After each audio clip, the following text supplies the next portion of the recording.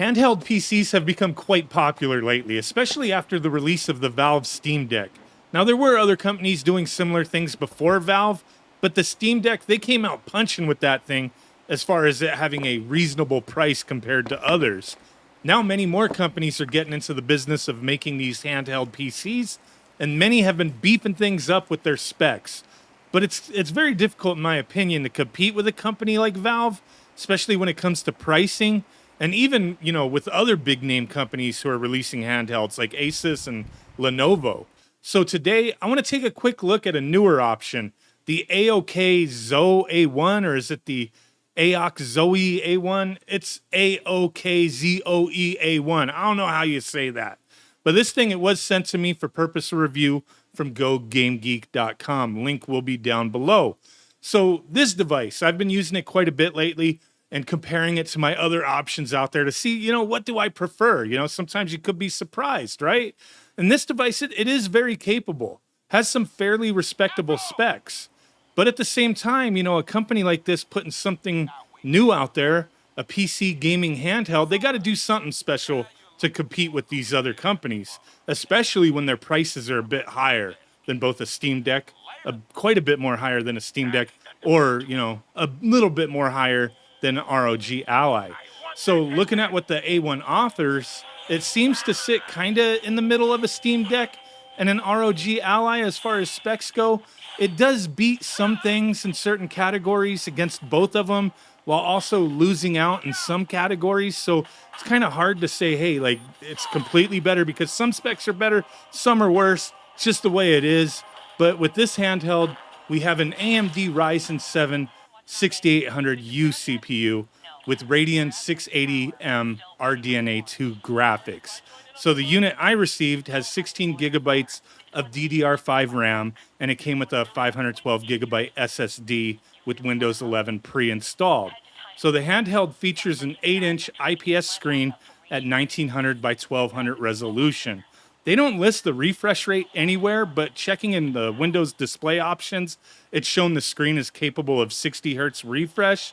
So the screen also does support touch and has a pixel density of 283 ppi and a brightness of 350 nits. So yeah, it's got less brightness than both the ROG Ally and the Steam Deck, but when I was using them all at the same time, kind of comparing things in person, I do think the screen on this device looks nicer than the screen on my Steam Deck, but not quite as good as the Ally. Now, the Steam Deck had issues like mine. I have to kind of have the brightness down to around the middle, not to see those like bright spots and whatnot. But this screen didn't seem to have any quality control issues or any weirdness with that kind of stuff at all. It's a nice looking screen, just not the greatest looking screen. So another interesting thing that the A1 has is it has a gyroscope built in, a little 6-axis gyroscope. Now, this just, from what I could tell, just allows the screen to change orientation based on how you hold it. I mean, is that useful? Maybe, but I don't really see it being needed for much for me personally, but I guess it's nice to have. Maybe it could be useful.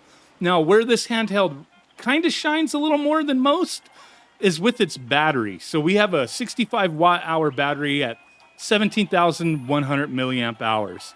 Now, that battery power will not allow all-day use on battery alone, obviously, but I did notice I got a little bit more playtime out of it than both my Steam Deck or my Ally, but not crazy amounts more.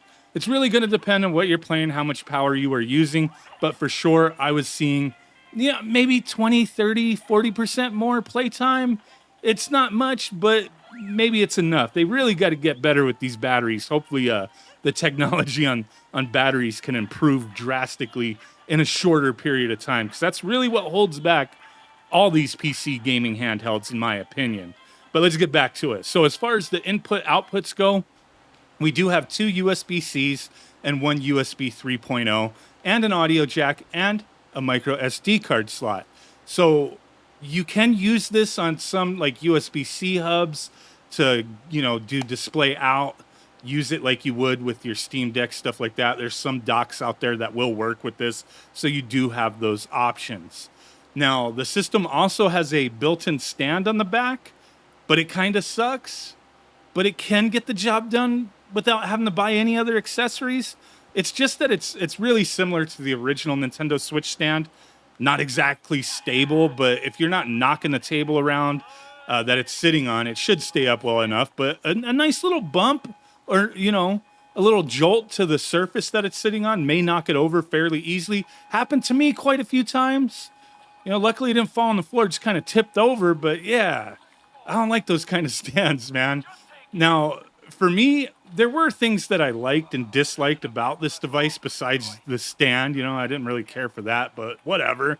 Now, as far as it being a capable gaming device, it handled pretty much everything I threw at it without too much of an issue. No problem with emulation.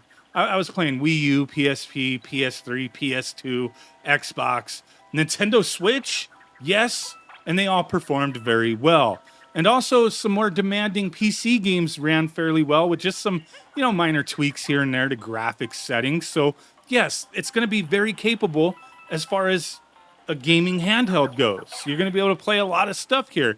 But where my real issues come in with this device is how comfortable it is to be used. But this thing is a little bit heavier than the other two handhelds I have. It seems physically beefier, but that doesn't really hinder my use of it. It's how I wind up having to hold it that annoys me a bit. The way the shoulder buttons come down the side slightly instead of being mainly horizontal to the top really feels off to me.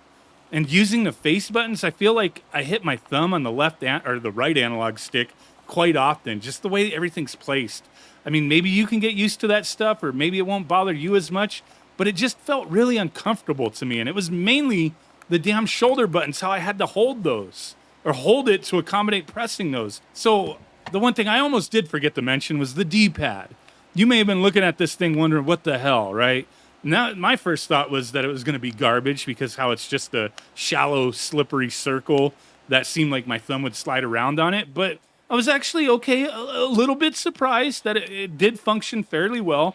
I had no issues with diagonals and moves in fighting games like Street Fighter, but still, not one of my favorite D-pads, not even close, but it did seem to work okay. None of the buttons felt bad. It's just how things are situated that kind of hurts it for me. But the analog sticks, they did feel great, and they're supposed to be Hall effects, so that's a plus.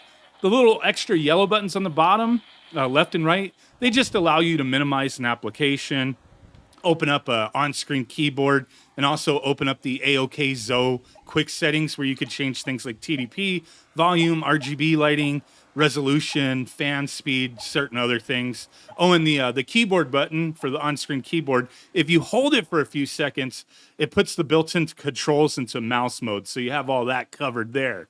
Now, the speakers, they were just average, not much power to them, but, at times for me, I could hear them okay, but sometimes it was hard to hear at full, like just even having at full volume in a room where I had some background noise, like a fan or something, just very difficult to hear at times. So you may want to use headphones, either wired in or Bluetooth. But overall, I think the AOKZOE A1, it's a nice looking device. Its build quality seems okay, though the really does like to show fingerprints and smudges very easily. My hands are clean, I'm washing them up, but yeah, it's kind of just, I don't know, nature of the plastic, I guess. But in the end, for me, what this thing has to offer just wouldn't be enough for me to want to ditch my ROG Ally or my Steam Deck. Like I said earlier, it's really tough to compete, especially with price point.